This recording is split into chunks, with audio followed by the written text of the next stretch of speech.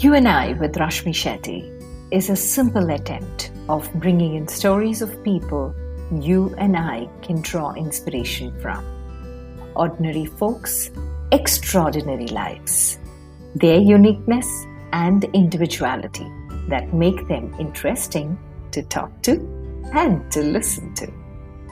A reaffirmation of the fact, open your eyes wider, the world is far more beautiful when we acknowledge the presence of both you and I.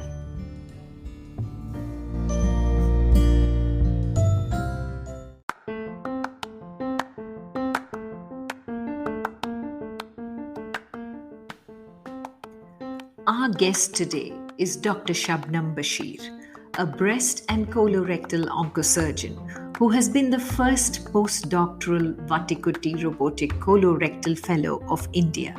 She has the credit of being the first female organ-specific oncosurgeon of Kashmir to be trained in advanced robotic surgeries. She has published extensively and is a major proponent of the fact that lifestyle alternatives can keep us healthy for long. A member of many prestigious surgical organizations world over, Dr. Shabnam's passion is to speak at cancer awareness drives since 2017, and that makes her both articulate and interesting. This will be a two-part series wherein in the first part she talks about her journey into the world of surgery, a path where she did break a lot of glass ceilings, and part 2 on cancer and how timely interventions can make a world of a difference. Listening to part 1 of the two-part series with the breast and colorectal oncosurgeon, Dr. Shabnam Bashir.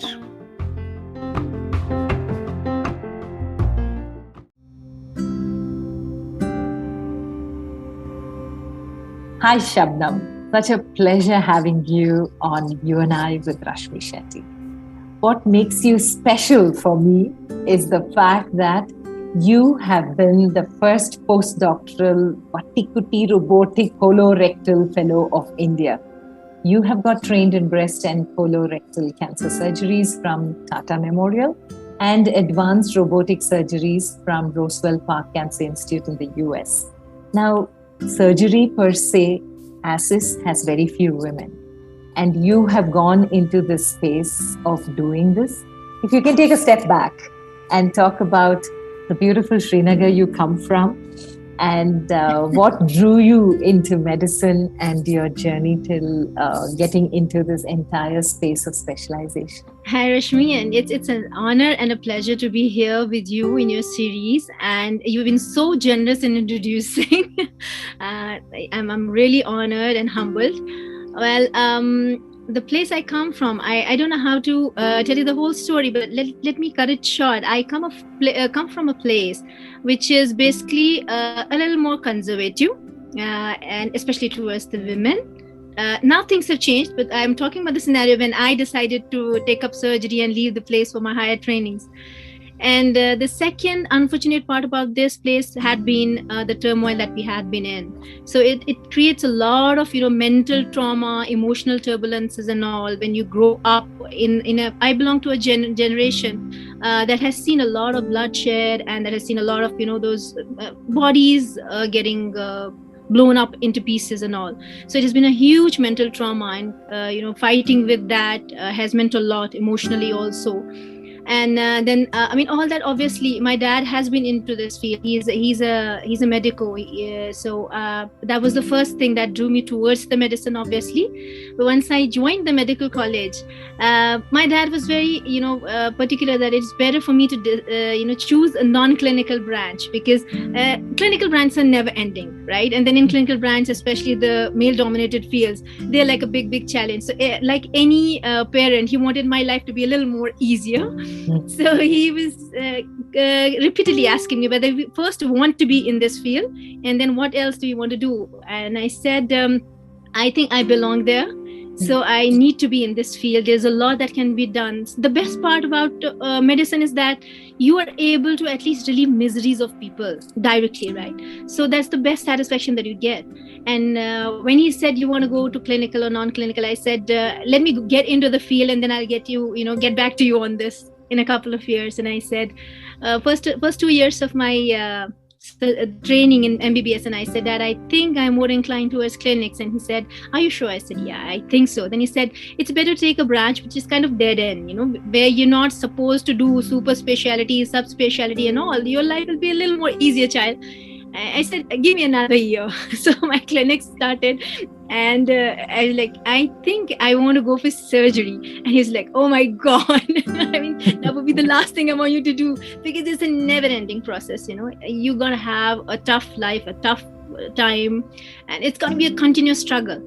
And are you sure? Are you sure? I mean, it was till I finished my MBBS, my dad kept on asking me, are you sure this is what you want to do? Are you sure? And once I finished, I said, I'm doubly 100% sure that this is what I want to do and this is where I want to be. So my God, one minute. What drew you to surgery? Was it your teacher? Because it requires a lot of focus. Women normally don't go into surgery. Any reason you found out why women don't take up surgery? It's also more about the kind of person you are. Surgery requires a lot of strength, courage to see that blood, to cut through, to stitch it back. So many people actually don't prefer to go for it, and it's a male dominated sphere. When you jump into that, that it's going to be a very tough journey, a very tough struggle. If you can only go into that if you follow it as a passion.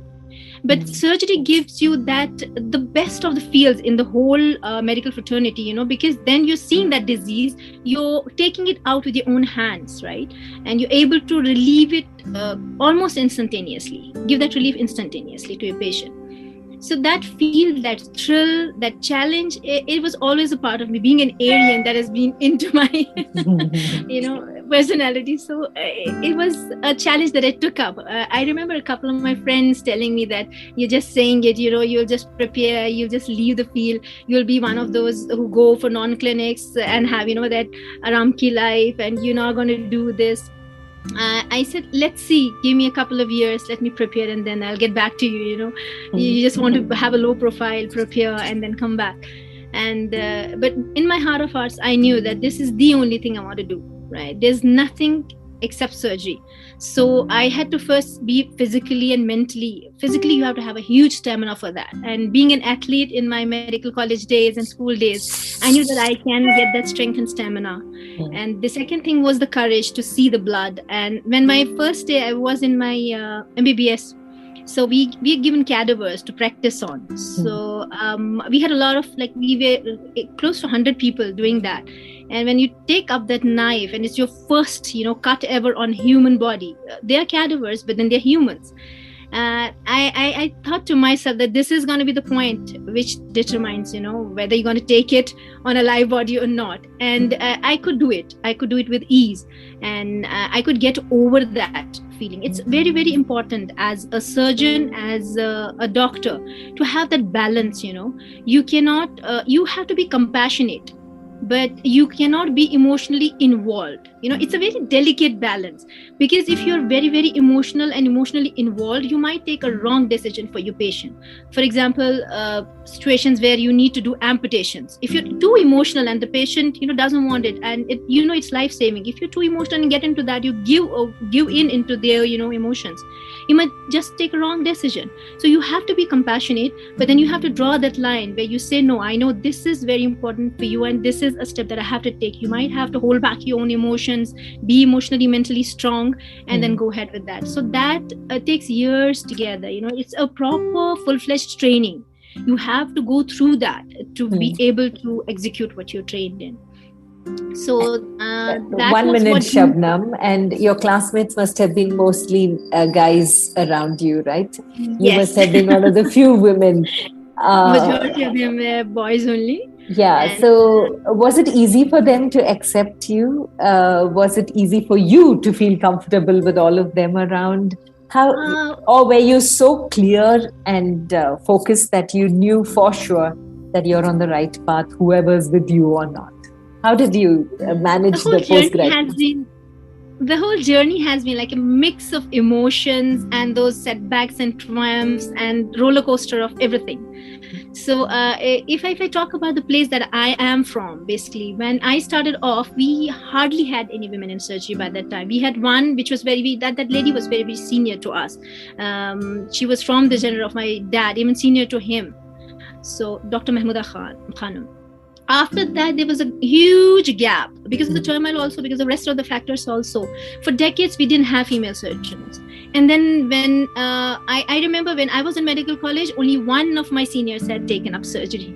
Right? So it was as less as that. And when I left the place, I was like, it was another, kind of a big challenge, because you're coming out of a place which is very conservative, especially for women. And when you want to step out, and you know how it is in our country, you're unmarried and you want to go out, you want to leave your state. So it was a big challenge, but I had to do that because there was no, there was no scope for so much of specialty, super specialty trainings at my place. So it was a bigger decision for my parents because I was unmarried at that point of time, and we had huge, rush of relatives and our well-wishers and the neighbors coming in and saying, please don't give in to whatever she's saying. You will lose her. Haath se nikal jayegi. You can't leave her alone. She's unmarried. She cannot go, blah, blah, blah. Uneasy lies the head that wears the crown, it is believed, Shabnam. How easy has it been for you? I'm sure you must be a role model for so many girls in your valley, in your community, in your fraternity. First and foremost, for being one of those rare women who's taken that step into a space where women normally do not tread, surgery. And then on for all that you have achieved.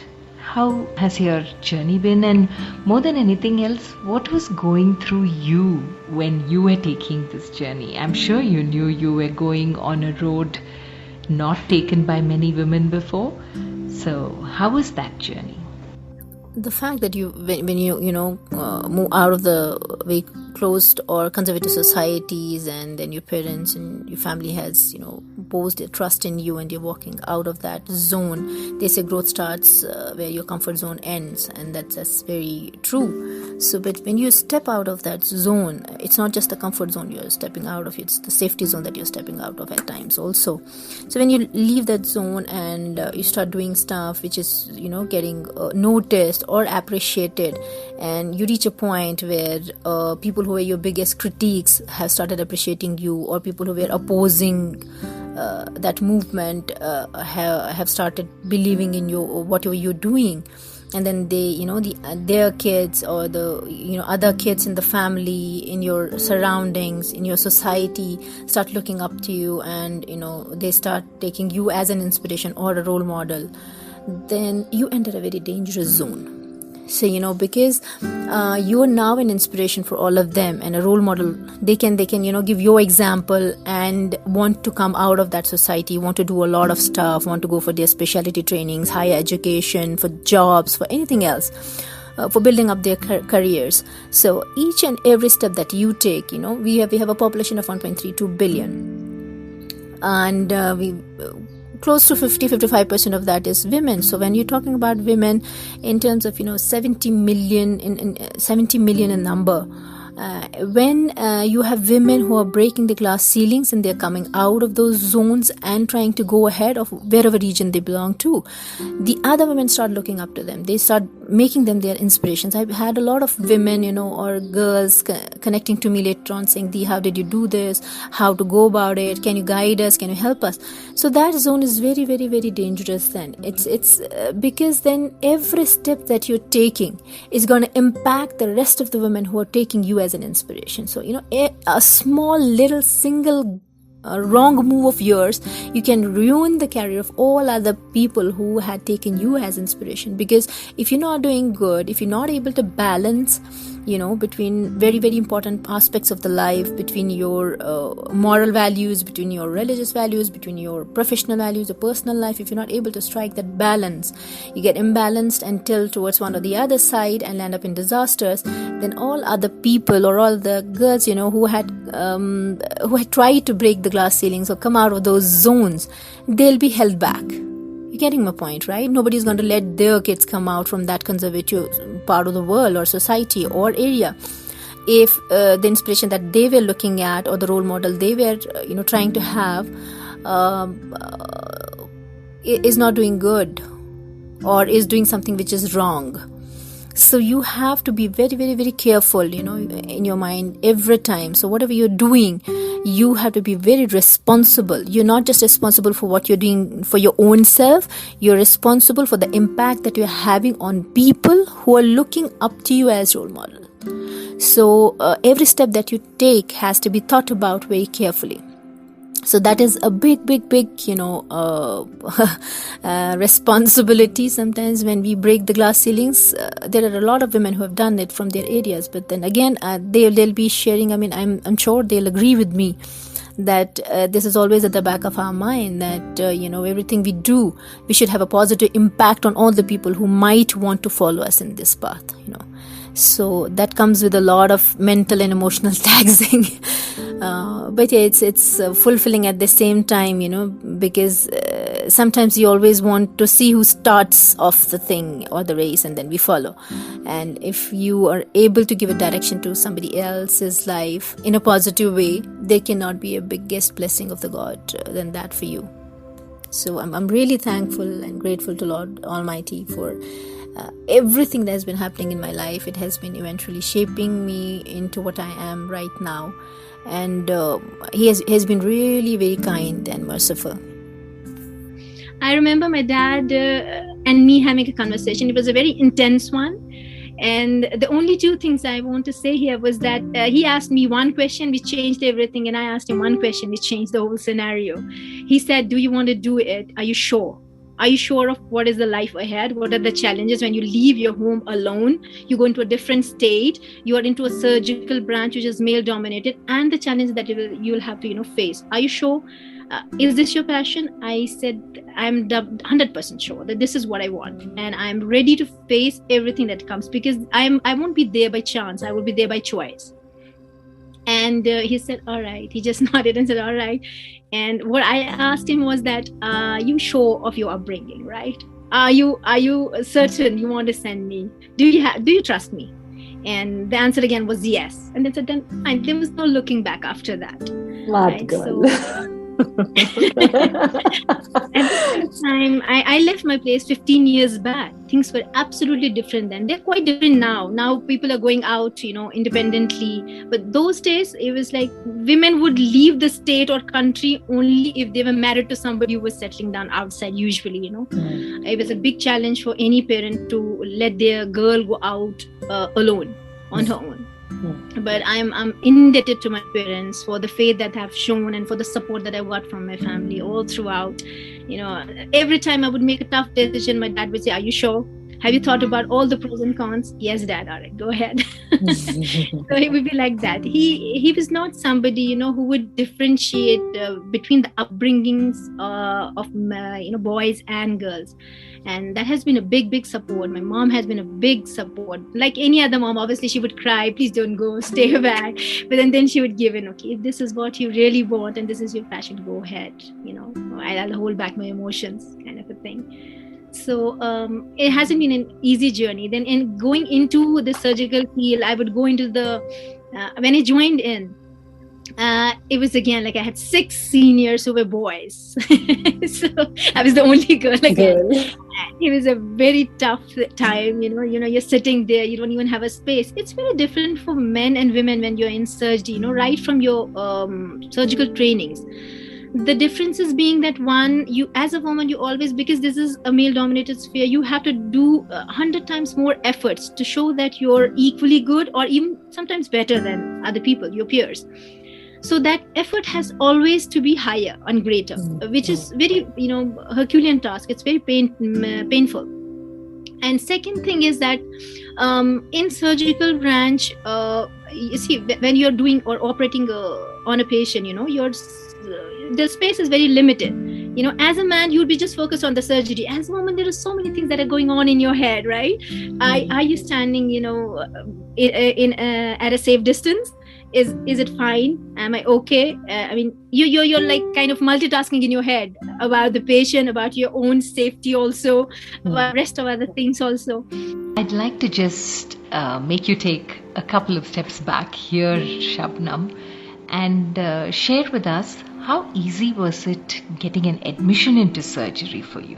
So when it comes to surgery, basically getting into the surgery also was not very easy for me.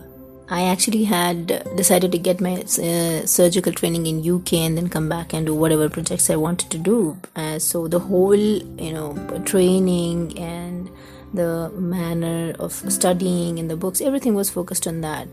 I cleared my IELTS, my PLAB, my MRCS also. So I actually cleared 5 exams in a short span of 6-7 months back in 2005. And when I finished all that accidents emergency courses, because it was easier to get into UK through that, and then switch over to surgery. The month I finished my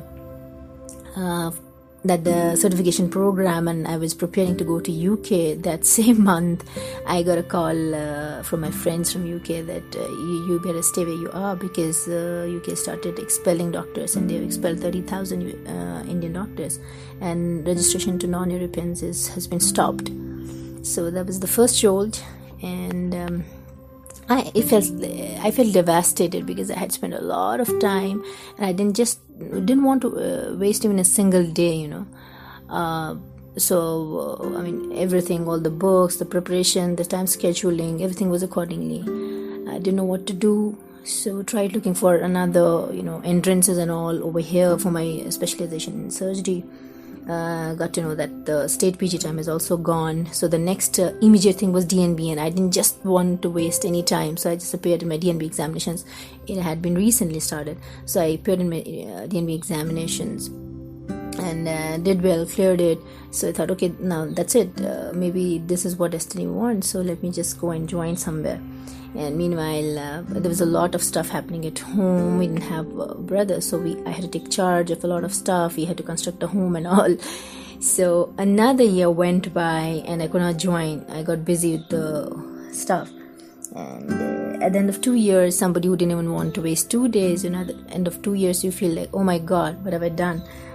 Because you don't realize this is an ongoing thing which is going to go for decades and decades, and it really doesn't matter. But at that point of time, you're young, you don't want to waste time, you're focused, you have a goal. So everything was getting messed up. And I decided, okay, let me go to Delhi and start applying. So I started applying for the DNB.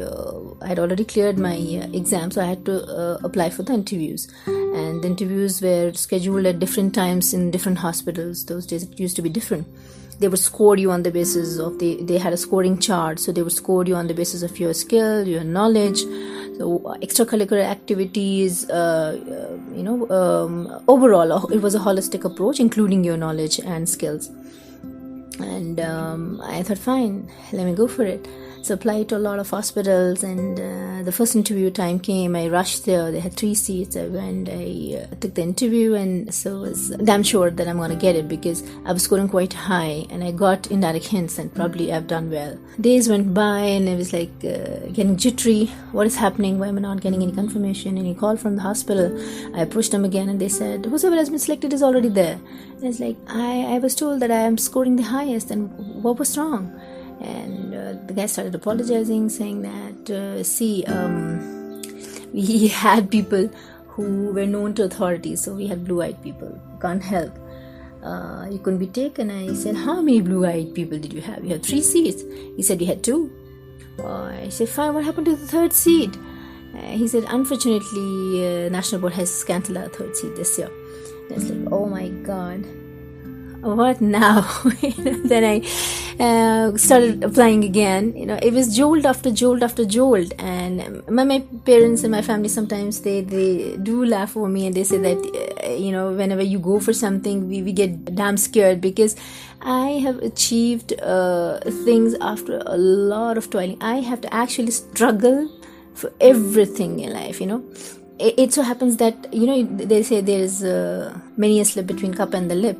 So whenever I go out to get something, achieve something, acquire something, I'm about to do that or get that, and then circumstances change. So Lord has been playing a lot of hide and seek, but eventually He gives me the best. So I have learned to keep patient. So after this happened, then I started applying again, and the next hospital that came out with the advertisement, I rushed to that hospital and said, okay, so please inform me when your interview date is there. And they tried to shoo me away, saying that we don't say surgery is not a place for girls, but this hospital is not meant for you. So you can't, because the kind of the workload we have and the kind of the work we have over here, you just can't sustain it.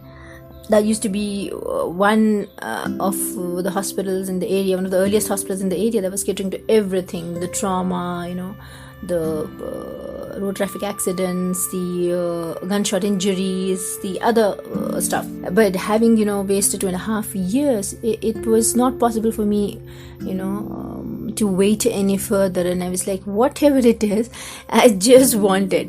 I have to get into my surgical training and all. So they tried to, there was a lot of conflict within the hospital itself, whether to take a female resident or not, and people who were anti-female resident.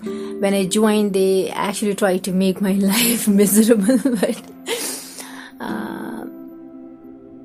joining I had 5-6 immediate seniors in the DNB also, so I was the only girl in the whole department, and I was told that residency means residency, so you have to stay here, so it's 24/7. And you know how it is when it's a male-dominated field. You also want to give you do all the efforts to prove them that you are equally good, or sometimes you are even better. So for me, it was I am getting what I wanted to get, so there is no looking back at this point of time when I got it. When I got into that training, the day I reached, I had to join, So it so used to be that we had to do 36-hour, those shifts. So we would go 7:30 in the morning, then do the routine work of the wards, and as first years do all the dressings and the rounds and notes and everything that we do, every surgical resident goes through. So the nights we were supposed to be there and attend to all the emergencies, all kinds of emergencies, and attend to, as general surgery residents, we were attending to all other surgical specialties also, because they didn't have many residents. So it was neurosurgery, oncosurgery, urosurgery, anything and everything related to surgery, even the ENT and opto we had to attend to during the night time. So day, then again we would be busy either with the OPD or OT and doing stuff. And 9:30ish, 8, 9 discharge and all done, we would be free to go home. So for first 4 or 5 months, I literally could not see the daylight when I left the hospital. And I had to be early, 7:30 I had to be in the hospital. So I hardly had time to do anything except for, going to the hospital, coming back, being in the hospital. And it was so horrible that I had just, moved to that place. It was new for me. I just had got a room. I had not even furnished the room. I have slept on a charpoy around for 4 or 5 months without a bedding, because I would never be free during the daytime to get stuff for me. And temperatures would soar to 48, 49. You know how it is for somebody who has come from -10, -14. The temperature is going to 48, 49. And all of a sudden electricity is gone, and even the only fan that you have in the room is not there. So because you're not getting time to go and get an inverter connection for yourself or do stuff. So it's been a tough time, getting a few hours in that. You have to do your own stuff. You're washing, you're eating, you're cleaning up the room, you're cleaning up your getting ready for the next day, and then 7:30 again you have to be there. So every day I would come back and I would be so miserably tired and exhausted that I would just think to myself that I'm going to quit. I'm not going to continue with this. This is not going to do. But every day I would, give that strength back to my own self and tell myself that this is what I wanted to do. So I'm here by choice. So you cannot crib. You have to find a way to survive, to, work hard and to get to where you want to. So after 6 months, it was like, okay, it's a 3 years training. I already finished 6 years. So let me see how it goes. I mean, the training was so hard sometimes that I remember the guy who joined with me, we were 2 residents joining together. He left on 20th day. He said, Shabnam, I can't take it. I'm leaving. I said, see, you have to stay. At least stay for 2 more days, get your stipend and leave. He said, I just don't want the stipend. Let me go. And he actually left. Then another girl joined in his place after a few months, and then she also left in 5 months' time. So in my batch, I was the only one, and I was the only girl. So it was very, very, very difficult. But then eventually things turned out to be very good. I got good guides there. My teachers and all. They eventually realized that probably, it was a wrong decision not to let a girl in, and so things turned out well, and I finished my training over there and a bit of a scholarship, and then left the place. So eventually it was very good. And after that, it was always that tussle with destiny, So when I left, I was, confused whether to do MCH or the trends are changing, whether to go for organ specific, trainings and all. As I said, getting a good mentor who would hold your hand and walk you through was something that was always missing. I did have teachers who would, suggest sometimes what is the best in their opinion. But that mentor-mentee relationship that, takes you through, that sails you through was always missing. So I decided to go for organ specific, wasted a bit of time in, those decision makings of MCH or organ specific. I just wanted to save my time, which had lost in between. So I applied for fellowships. I decided to go for breast and colorectal surgery. So I started looking for the hospitals, applying for that. And I was doing my massageship those days. So one of the hospitals agreed to, they had a breast fellowship. So I approached them and I said, I want to apply. So they said, okay, send us your CV and all. So the interview was done and I was like, they were happy. They said, okay, fine, you can join as a fellow. And this is the time when you have to come. This date it will be starting. So I had to serve the notice period to the hospital that I was already working with. So I served that notice period, and as per the scheduled, timing, I went to that hospital after a month's time to join there, only to get to know that the head of that department had already left, and there was no structured department per se, and there was no fellowship now. It again was another jolt from the blue, and I was like, what do I do now? I mean, why is life doing this to me?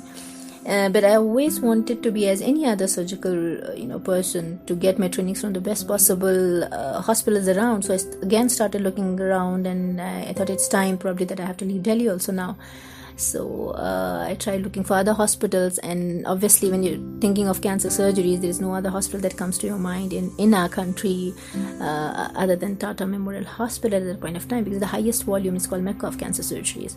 So I approached them, I applied, I got it there, and that's how I ended up in Tata. Then the robotics came in, and it was like I have to do the robotic surgery training also, and again started applying, and there came the role of Vattikuti. And Vattikuti is basically the CEO of the Vattikuti Foundation is basically a renowned urologist, and he's director of the robotic surgeries there globally. He's spreading the word about robotics and training people. So I somehow met Dr. Mahendra Bhandari, not exactly physically met, but then came across him and applied, and he got I wrote him a mail and sent my CV and all, requesting. I had requested a lot of organizations to sponsor, close to 20-25 organizations to sponsor me, to fund me to go abroad to get my robotic surgery trainings done. And I wasn't getting a reply, and he was the first one, and he was so courteous and generous enough that he actually called me up from US, and he spoke to me for around hour's time, asking me what exactly I wanted and what was my passion, how passionate was I about what I was doing. And I told him a bit of that I gave him a glimpse of my story and the patience and perseverance it had required till that time, and he was so happy and said that you're really passionate about what you're doing. So he agreed to sponsor me, and that was a big thing, a big break, and actually a turning point in my career at that point of time, because I got introduced to robotic surgery trainings, and they were giving fellowships basically only to Euro fellows at that point of time. But I said, I'm not interested in that. I want to do colorectal, so I want training in this. And they were generous enough actually to start a fellowship. So that was the first fellowship that they started for colorectal surgeries, and that is how I became the first colorectal robotic fellow of Vattikuti Foundation. And they sent me to US for my trainings and all.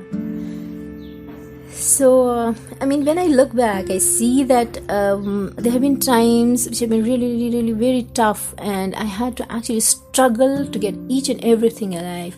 But when I look back, I feel that wherever I landed was something that was better than what I had thought probably at times.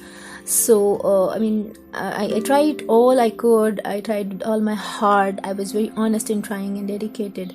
So Divine probably was, making ways. And I realized that had I landed up in UK, probably I would not have done as much as I could do staying back in my own country. I look at my own friends who started with me, my medical college batchmates and all. I've seen them struggle in, those countries for years together to get into residencies and to stay as residents. So as compared to that, I was able to, finish my residency, get into the fellowships, go into my attending consultancy and then associate consultancy program, and then become a independent consultant quite sooner than that. So probably what life and destiny and divine had planned for me was much better than what I had planned. But I always used to have a plan A, they say. For God also to dispose of, you have to propose something. He can only dispose of. So I always used to have my plan A and sometimes plan B also. If it doesn't work, then how I'm going to do it. But then divine plans according to his own will and wish. Cannot agree more, Shabnam. Can you throw a little light on the presence and importance of mentors? Because the presence of a mentor changes a lot in your career planning and how exactly you need to take the next step. So how's the ratio of the presence of women mentors in comparison to men, or does the gender even play a role when you choose your mentor, Shabnam? As it is, there is less number of women in surgery. So if we have 35 to 40,000 surgeons total in the country, there are less than 1,000 female surgeons. So you can understand the ratio difference. So it's again very difficult to get a mentor also.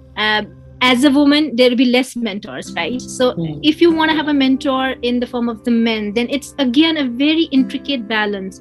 You have to balance between getting a good opportunity and saving yourself from opportunists. You understand what I say, Oh, right? yes. Very beautifully put. Again, it's very difficult, more often than not. I have found myself, doing the mistakes of, not going into that field and then falling and getting back rather than being a prey to some opportunists.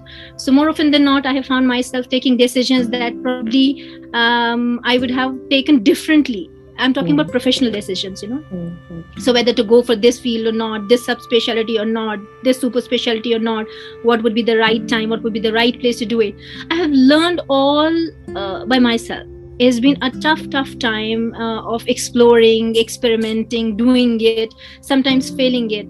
But then they say that when Thomas Alva Edison was asked, you have failed 1,000 times. He said, no, I've not failed 1,000 times. I have discovered 1,000 times how to do it differently, but it won't work. A lot of time in between got wasted in that because you were learning from your own mistakes and then rectifying them and then taking another decision and another step in your profession. It is a little more easier for men sometimes because they can gel out, they can chill, they can relax with their male mentors, they can go out, have fun, talk, go places. As a woman, you can't do that. Even if, other people don't say anything, but you're always conscious of that. You want to be called a dignified person. You don't want to be associated and affiliated with people. So that is a very, very tough thing for any woman who is in surgery. But then time has come when women have broken those glass ceilings, are showing, tremendous progress, coming together, helping each other, empowering each other. So we are having this women's group, a women's surgical group, a WhatsApp group on which we keep on seeing who's doing what and try to mentor each other. That's how we are moving ahead. But in the long run, it is a very difficult situation, and it's going to take decades together before we see an equal number of men and women in surgery in our country. Okay. And even in any other part of the world. Well, yeah, completely agree with you. But after this journey into surgery, was there any specific reason you moved on to oncology and breast and colorectal cancer surgeries? Any specific reason you moved that direction? In surgery, obviously, as I said, it's a non-ending procedure. So you have, the process, you have to do a super specialization and subspecialization. So I had to take a call on that. And oncosurgery, again, was something that was very close to my heart because of two reasons. One being that I had lost my aunt to cancer, gallbladder cancer. And second being that it is one of the most challenging branches of surgery. But again, this is, you see people in the most miserable condition wherein you have to take decisions between the life and death. It's an emotional challenge, it's a mental challenge, it's a physical challenge, because sometimes the surgeries can go on for 10, 12, 13, 14 hours. So I again found that this is probably something that my heart is, asking for. I want to be there. I want to do the best I can do and, relieve the worst possible miseries.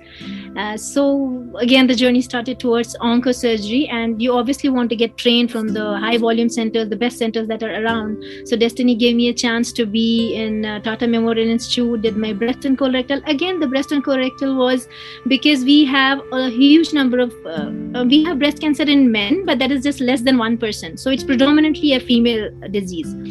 In colorectal disorders, you have colorectal disorders, and these are the parts where you want, if you are a female, you want a female to examine you. And we have seen women suffering badly because they didn't have a female surgeon around. Right? You have females coming with breast cancers, which are stage 4, or colorectal cancers, which they have not even spoken to anybody, or even benign conditions in the colorectal area. They just don't want to get exposed to male surgeons, right? That was something always in my head. I thought if you want to make a difference where it makes, the most of the changes. You do what others have not been doing so profoundly. You try to do that, and you want to make other people more comfortable. You want to extend that help to the population that it was not extended to previously. Now, with time, we're having a lot of female surgeons coming up, taking breast surgeries, but still for colorectal, dedicated colorectal surgeries, colorectal cancers, or benign work, there are still very few women who actually venture into that field. Colorectal per se is a very complicated, that proctology is a very complicated area.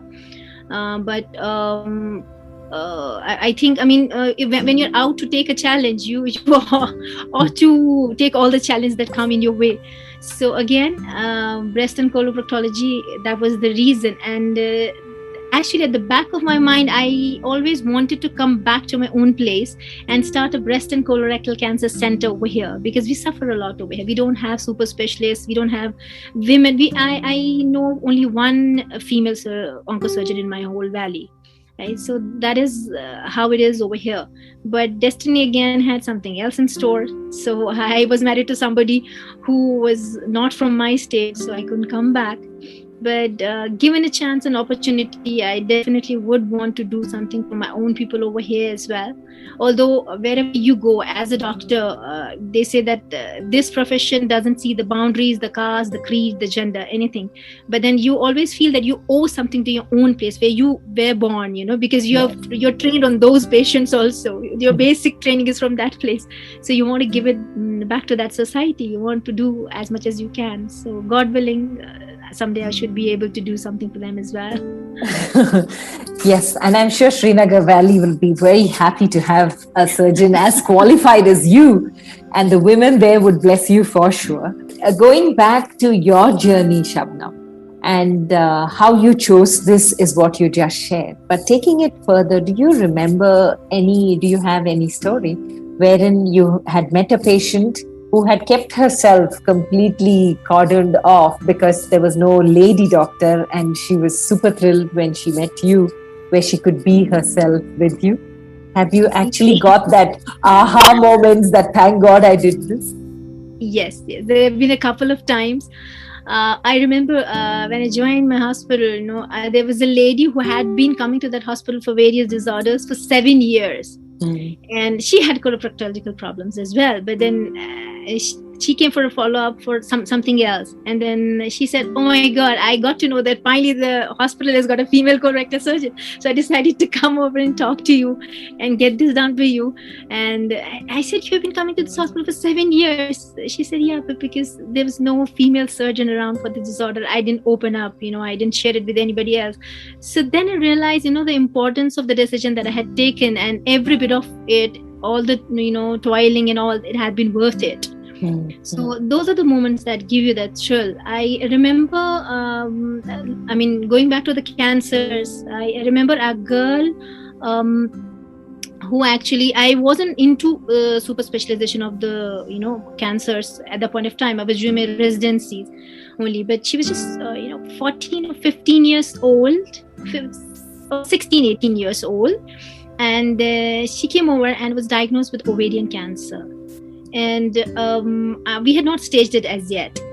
So I spoke to her, and I got to speak to her in detail, because I always had this thing of getting connected to my patients. Sometimes my parents make fun of me, like, you come back and start doing, pujas for your patients or prayers for your patients. That's the kind of person I am. I don't know. I start getting connected. So I started speaking to her, and I remember one of the questions that I asked her was that, what do you want to be? I didn't discuss much of the disease with her because I wanted to give her hope. We had not staged the disease as yet. And she said, I want to be a doctor like you. And I said, what do you want to do after that? She said, I want to be doing the same thing, going to my patients, talking to them, easing their pain and making a difference to other people's lives. And unfortunately, she was diagnosed with stage 4 cancer, and we lost her in 5 days. So that was how bad it was, because she succumbed to the procedures that were done. And that was one of the turning points where I thought that it's really cruel sometimes, on the part of destiny, or whatever you call. I'm sorry, I am a bit emotional about that. So it's sometimes you feel that destiny has been quite cruel, but then that's how the God has planned the world. We can't, interfere in that. But what we can do as professionals is at least create some awareness, wherein people who are from the high-risk categories or high-risk families, they understand when to start getting screened. They know the signs and symptoms, the early signs and symptoms. We're able to tell people, when should they go and get screened? Why should they go and get screened? How can they prevent these cancers? And believe you me, Rashmi, 30 to 50% of the cancers are preventable. And there's a huge that can be done in that sphere, but it's not done. So these are a few turning points in your life, that make the difference in the decisions that you make in your professional world. And that day I decided that it's going to be, I have to be in this field. I have to be in oncosurgery, and my main motto is going to be fighting for a world that is cancer-free and creating awareness as much as I can. And I've been trying to do my bit. Let's see how things go in future. Powerful words, Dr. Shabnam. And I'm so sorry. I know I love talking. No, but each one. No, but each one of the words that you spoke today are gems. And you know what? We can make exceptions. We can have 2 episodes of this, whatever you've given, because I don't think I can edit anything of what you said. I'm humbled, and I think there are many people, a huge number of people out there who are doing a tremendous job or doing much better job. We have to draw inspiration from them, and we have to do the best that we can, and to be of some value. When we leave the world, there should be some eyes that cry for us. There should be some space that feels vacant. Oh, we had this person. No, that whether that is your family, your friend circle, whether you're the society or the whole globe, it is it's not relevant how big an impact you have made. What is more important is that whether you have touched any life, whether any life did get changed because of your presence and your absence, and they say that some people bring happiness whenever they go, some people bring happiness wherever they go. So you should always try to belong to the category that brings happiness wherever they go rather than whenever they go. Wonderful words to end the conversation, and thanks for the positivity that you spread so easily, Shabnam.